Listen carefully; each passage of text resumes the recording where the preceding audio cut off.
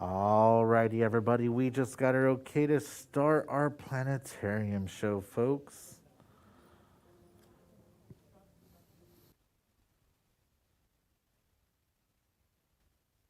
So, for now, folks, I'm going to be putting away our space trivia questions and that important message up on screen.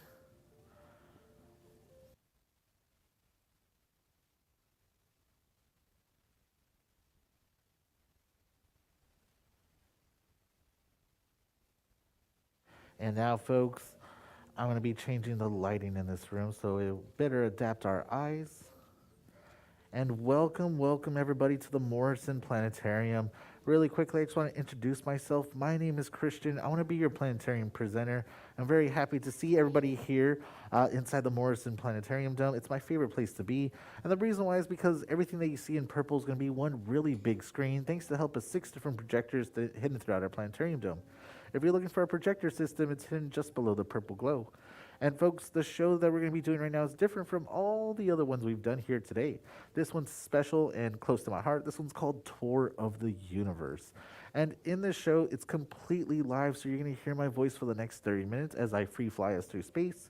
And also, we're going to be starting off pretty close to the Earth, and we're going to be zooming all the way out to the very edge of the observable universe.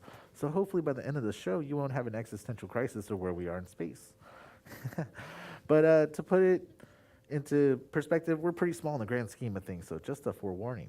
But before we get started, I do have to go over some quick house rules just so that we're all on the same page and have an enjoyable time. First off, folks, there's no food or drinks allowed in. If you brought any snacks, make sure those are put away till the end. We want to keep the theater as clean as possible, so no snacking in the theater. We greatly appreciate your help. Also, if you have any cell phones, anything that produces really bright white light or loud sound, now's time to put it away for the next 30 minutes, as these can be very distracting and takes away from the planetarium show for you and the folks sitting behind you. And folks, if you need to leave early, the exits are going to be at the top of the planetarium, so always make your way up the stairs to exit. So when in doubt, always make your way up the stairs. And we understand that the staircase is very steep for some folks. If that poses a challenge for you, just remain seated. Once the show's over and we get the majority of folks up through the stairs, we'll have someone escort you to a lower exit, so just stay seated for a bit longer. And last but not least, folks, this show is very immersive thanks to our 75-foot dome above us.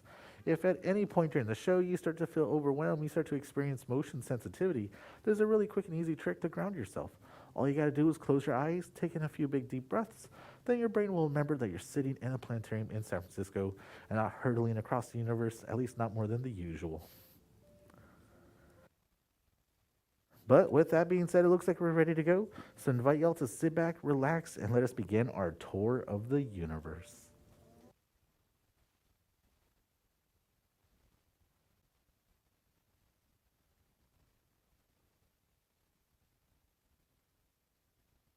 Alrighty, everybody. As I mentioned, we're going to be starting off pretty close to the Earth. We can see the Earth just down below, but we're a little bit above it at this really cool spacecraft called the International Space Station, or the ISS for short.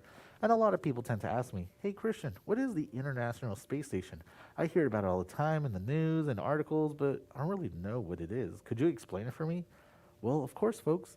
The International Space Station is a research facility. It's a laboratory that orbits around our planet Earth, and they conduct all different types of experiments up here with less gravity.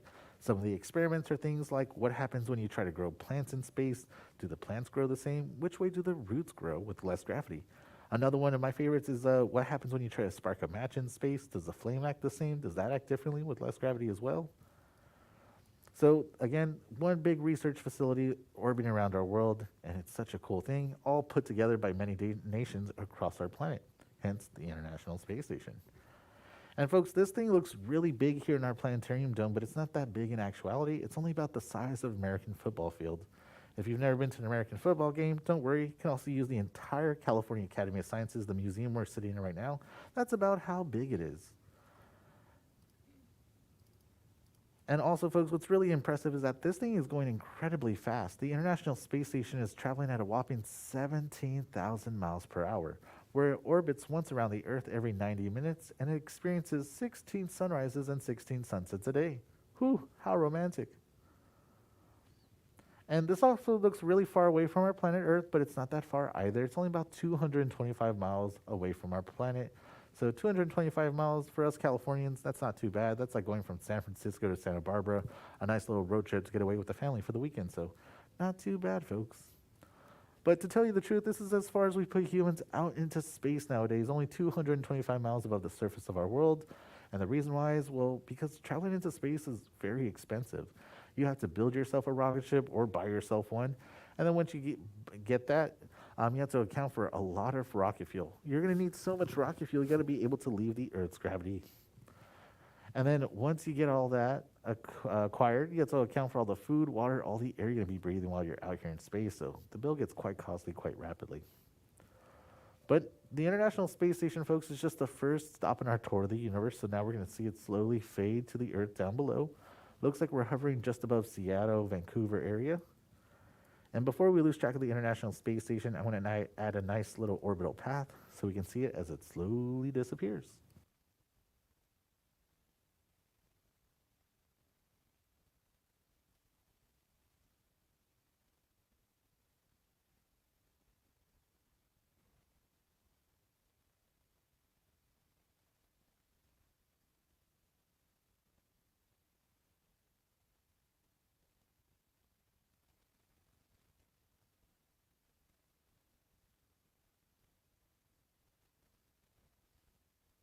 And now, folks, we're able to see our entire planet Earth.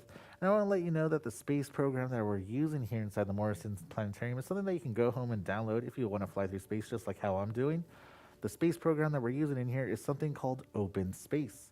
And you can download this by going to your favorite search engine, type in OpenSpace Project, and you'll come across the link where you can download this. But just a heads up, folks, this program is not finished. It's in its beta phase, which means we may come across a few bugs and glitches. If we do, I'll point them out. Hopefully we can look past them. Also, folks, this program uses a whole lot of processing power and information, so it requires a lot of RAM and storage. So if you don't have a newer computer, you may not want to download it. It may overwhelm older computers. But if you got something new like a gaming computer, give it a try. It's a whole lot of fun. But if you also want to fly through space without having to download anything, we also have another great alternative program called NASA's Eyes. So just like the human eyeball, go to your favorite search engine, type in NASA's Eyes, and you can fly through space just like how we're doing right now, and it's so much fun. But in here, we're using OpenSpace, and I love it. But now that we got a sense of what we're using here in the planetarium, let's make our way over to our nearest natural neighbor to us in space, the moon. And folks, we humans have been to the moon before. That was between 1969 and 1972, thanks to NASA's 6 Apollo space missions that brought a total of 12 incredibly lucky guys to walk on the surface. They got to conduct science, and of course, they had some fun up here as well. They got to play some golf. But again, last time we sent humans to the moon was 1972, a little more than 50 years ago or so. But don't worry, folks, we humans are making a return trip back to the moon in the next few years, thanks to NASA's new space mission called Artemis. Pretty much with Artemis, NASA wants to send humans to Mars, but before we send humans deep into our solar system, we got to figure out exactly how we're going to be living out here in space. And the moon is the perfect stepping stone to how we're going to be figuring out the logistics of doing that. And what's also really cool is that NASA just announced about a week or two ago the first astronauts that are going to be flying around the moon with the Artemis 2 program. So in Artemis 3, we'll be landing on the moon. And they're going to be sending the first woman to the moon, but not only that, they're also going to be sending the first person of color to the moon, but not only that, they're also going to be setting up lunar bases throughout our moon. Pretty much our technology has greatly improved in the last 50 years, so we're able to do much more science in much more compactable size. And one place that we definitely want to set up a lunar base is the south pole of the moon. And the reason why is because we found ice there. And ice is going to be very helpful because we can melt that ice into water, we can pass electricity through that water, and we can get hydrogen and oxygen. Both that stuff is very valuable out here in space. But again, we humans should be making a return trip back to the moon in the next few years, so look out for any news about Artemis.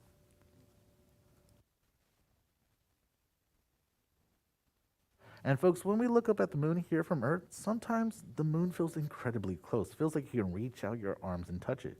But the moon is incredibly far away. It's about 240,000 miles away from our planet Earth. Whew, 240,000 miles.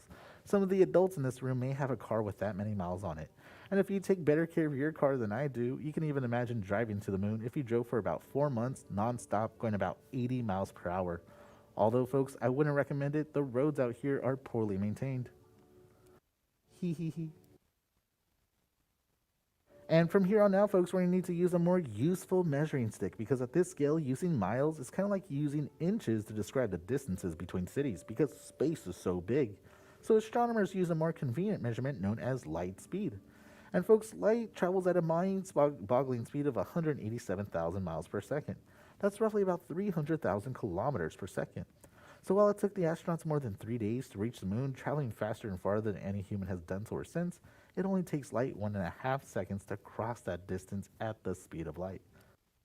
That's kind of like a short pause in conversation. But at last, folks, it's time for us to leave the moon behind, so everybody say bye-bye, moon. We'll see you later. So cute. And now, folks, we're going to be leaving the moon and the Earth's orbit behind, and now on our journey, we're going to be traveling much faster than the speed of light. We're going to be traveling at the speed of the human imagination, thanks to computer models like OpenSpace showing us the most accurate images and information available to us. In fact, before we lose track of the moon, I want to add some nice planet trails so we can see where all the planets are, because again, space is so big.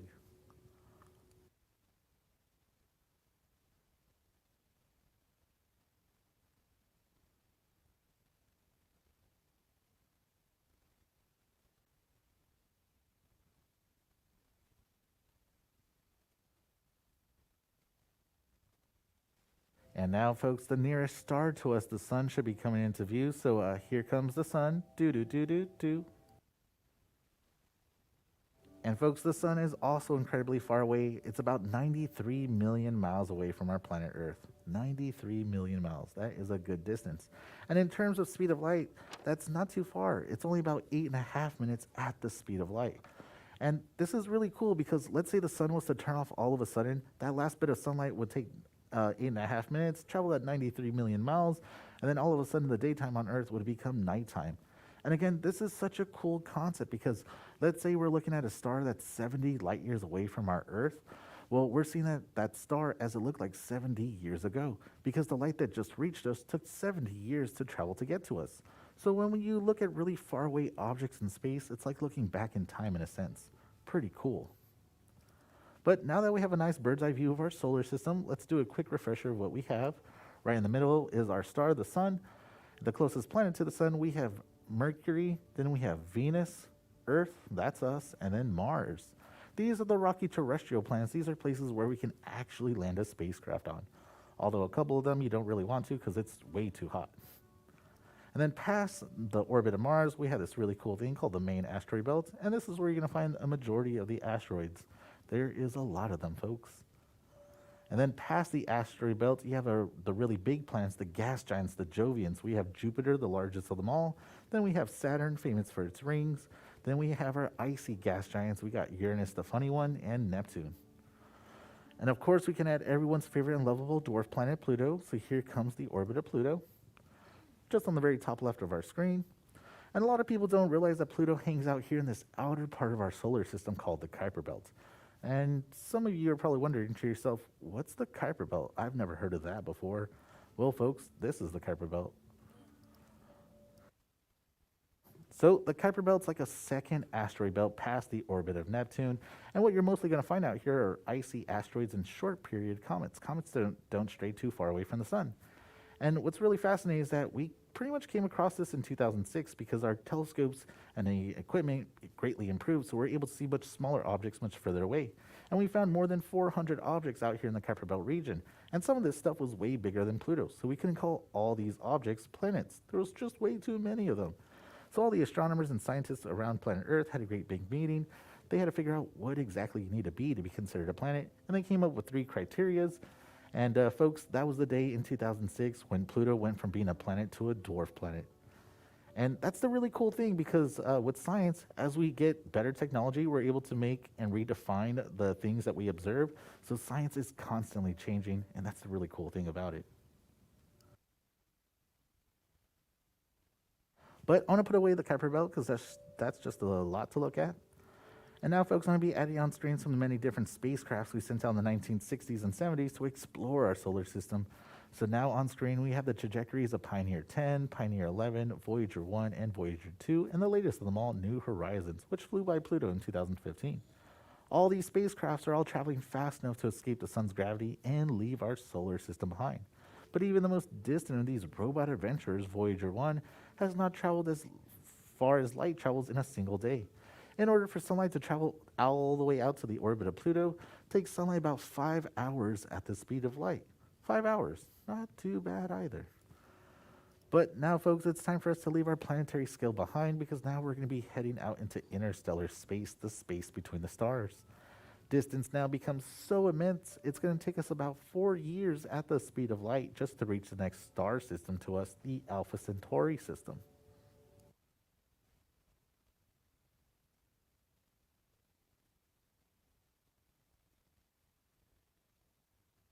And now, folks, we've zoomed all the way out, and our star becomes one of many stars in our star field.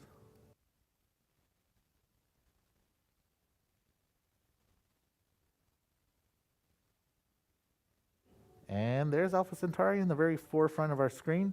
So again, our solar system is right in the middle. We can see Alpha Centauri kind of moving over here on the bottom left. And again, folks, 4 years at the speed of light in order for us humans to travel to the next star system to us. But that doesn't really put into perspective of how long it would take us humans to make that distance. Well, folks, if you're getting a rocket ship today of today's capabilities, make your way over to Alpha Centauri.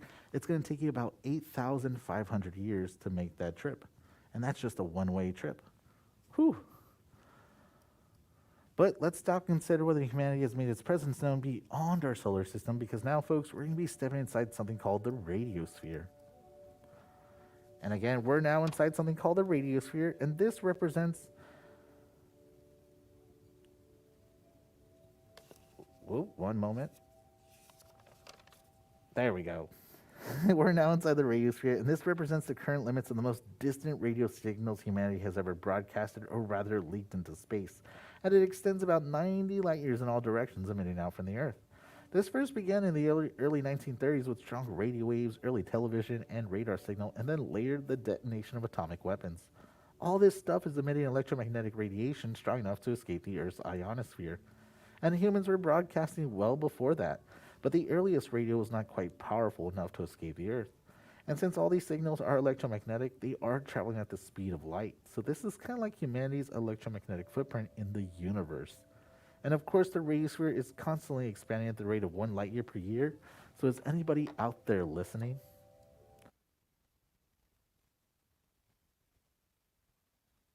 And now, folks, I'm going to be adding some many markers onto the screen. These markers indicate some of the many thousands of stars astronomers have discovered over the last 30 years, which has at least one or more planets orbiting around them.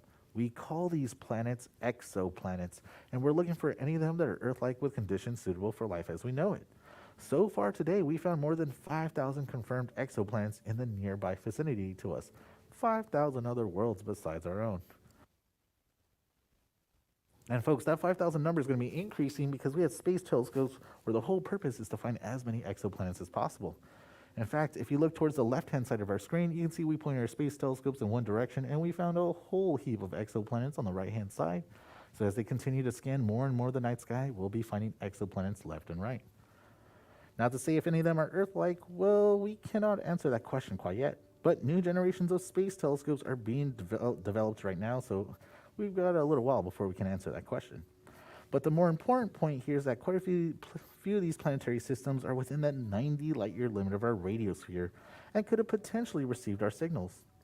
However, since radio waves travel at the speed of light, if there is anybody that's out there able to listen in and answer back, the communication delays between hellos could be decades in time. Now, to give you an example, let's say we live in a star system inside our radiosphere on the left-hand side. Let's say this one over here on the left, we find an alien civilization somewhere on the other side. Let's say this one here, we say we're humans, we shoot them a text message, takes 60 years to get to them, they listen in, answer back, another 60 years to get their response message. Folks, that is a 120-year conversation in the making. Whew, and I can barely wait for a text message from my friend. And of course, folks, planetary systems beyond the radiosphere, more than 90 light years away, have not heard from us yet, but eventually they will, as the radiosphere is always growing, but it becomes weaker as it does. And for now, I'm going to put away those exoplanet markers, but I'm going to leave our radiosphere up on screen, Because as huge as humanity's electromagnetic footprint is, it is nothing compared to our Milky Way galaxy.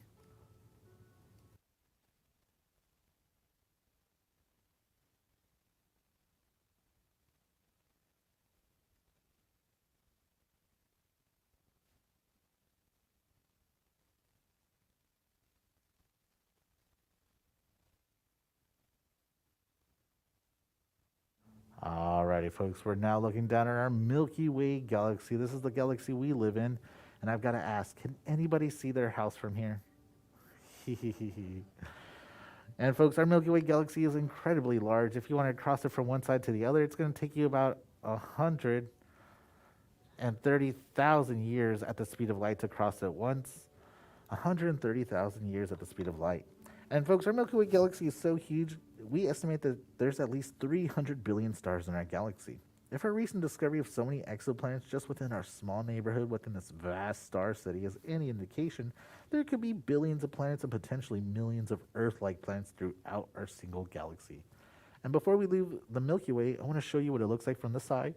You're going to notice that we live in a big flat spiral disk of the Milky Way plane. It kind of looks like a big pancake or a frisbee in space. And this is important, folks, because when astronomers and scientists want to learn about the universe, it's so much more easier for them to point their telescopes galactically north and galactically south instead of looking to the plane of the Milky Way, which has planets, stars, gas, debris, things that block their view of the universe.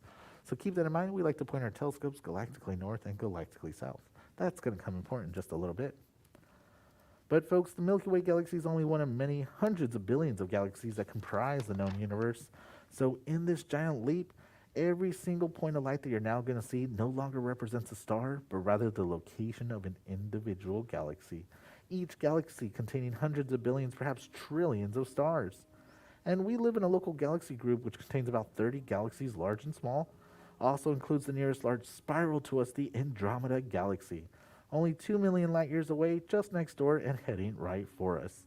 We're going to get to know it pretty intimately in about 5 billion years, so mark your calendars. And as we continue zooming out, folks, you're now going to realize that galaxies aren't evenly distributed throughout space. Instead, they like to clump together in large groups and clusters, or they like to avoid each other where there's very few galaxies or voids in space. So we can see some nice galaxy clustering towards the center of our screen. We can see very few galaxies towards the very top left, or voids in space. So you can kind of think of galaxies like people. They like to hang out together, or they like to avoid each other. And folks, we've zoomed so far out now that this picture that we're now looking at represents the closest 30,000 galaxies to us in a space over 300 million light years across. We got to give thanks to an amazing astronomer by the name of Dr. Brent Tully, who compiled this amazing representation over decades of time with others astronomers working aside him. So big shout out to Dr. Brent Tully. But now, folks, we have automated systems that are mapping even the most distant galaxies. So now, folks, we're about to see the very large-scale structure of the universe.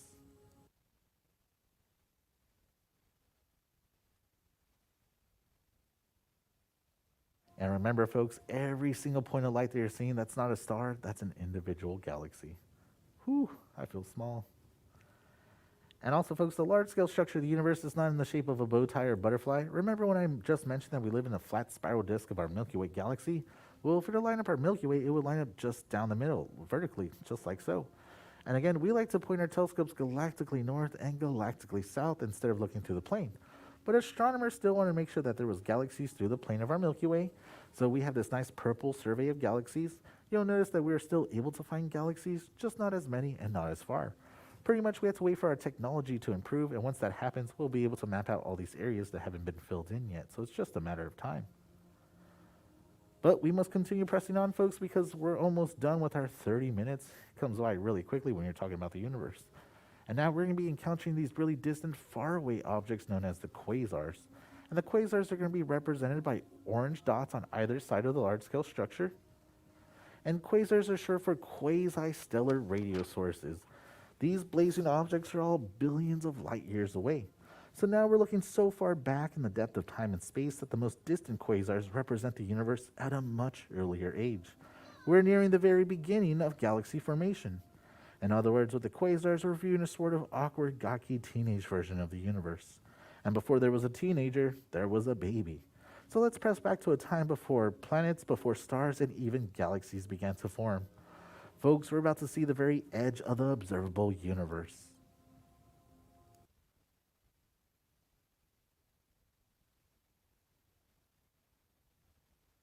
And here we are, folks, at the very edge of the observable universe. And this is something what we call the cosmic microwave background image, or the CMB image for short. And all evidence indicates that the universe that we live in is about 13.8 billion years old. And this is data compiled by Planck and other radio telescopes. And this picture is a very baby version of the universe, only 380,000 years after the Big Bang occurred, where space and time began. And this isn't your typical photo either. Instead, this is a temperature density image, where the light echoes of the Big Bang are color-coded, where the lighter areas correspond to the hottest, least dense regions, and the darker areas, the coolest, densest regions. These fluctuations in temperature and density are extremely tiny. They vary no more than 1 part per 100,000. But these tiny differences eventually gave rise to that large-scale structure of the universe that we saw moments ago, that clumping and clustering of galaxies everywhere. Figuring out just how that happened is one of the larger challenges for cosmological research today. Though our view here is of the outer edge of the known universe, folks, the earliest light visible to us, that radiation actually persists all around us. It permeates the universe, stretching and cooling as the universe expands over billions of years of time. But folks, we've traveled as far back as the law of physics can physically allow us to go, so we only have one direction left to go. That's going to be back home, towards planet Earth. So let's find a nice entry point through all these quasars and galaxies.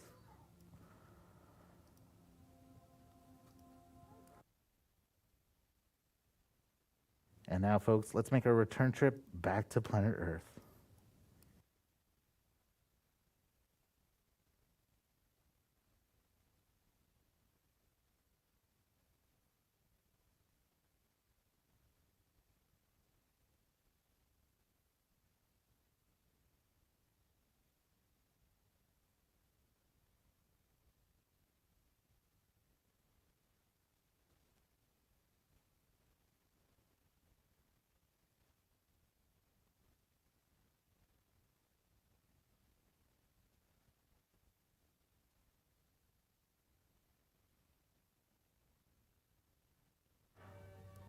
Alrighty, everybody, we're crossing an expanse of over 13 billion light years. We present you with this view of our universe and the latest in cosmological and astronomical information. We're covering eons and observing objects billions of light years apart. Now, we live in a golden age of astronomy with new generations of telescopes and spacecrafts that are extending the reaches of our eyes, preparing for the eventual race between the advancement of technology and the accelerating expansion of the universe. And with that thought, folks, I want to remind you all that astronomy is for everyone. You don't need to be a rocket scientist to enjoy the beauties and wonders of our universe. All you need is the night sky, and if you can, get away from the lights of our cities and look up. Even a good pair of binoculars makes for a decent first telescope, and there's astronomy clubs all around the world that invite people just like you to look through their telescopes and peer into the great beyond, allowing you to partake in the wonders that our universe has to offer. Now, astronomy as a hobby can offer an endless supply of satisfaction, and I do hope you'll join us, those who dream amongst the stars.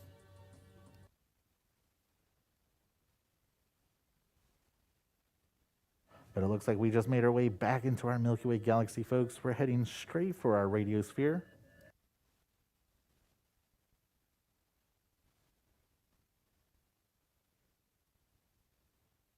And now we're making our way back to our star system, our solar system, our small little neighborhood in the vastness of space.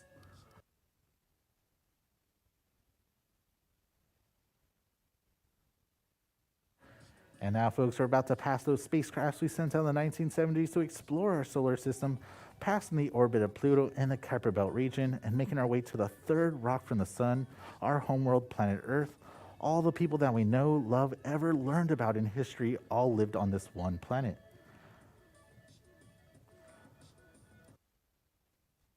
And now, folks, are about to pass the orbit of the moon, the furthest we've ever sent humans out into outer space. And now, folks, we're going to make our final approach back to planet Earth. And as we make our final approach, this is going to be the end of our Tour of the Universe show. And folks, if you're visiting out of town or you just want to rewatch the show and share it with friends and family, you can always watch this specific planetarium show at the Morrison Planetarium Facebook or YouTube page. But hey, look at that. We made it back home safe and sound just in time for dinner time. And that's all for now, folks. Thanks for stopping by, and I hope you had a great time. Make sure to get home safely.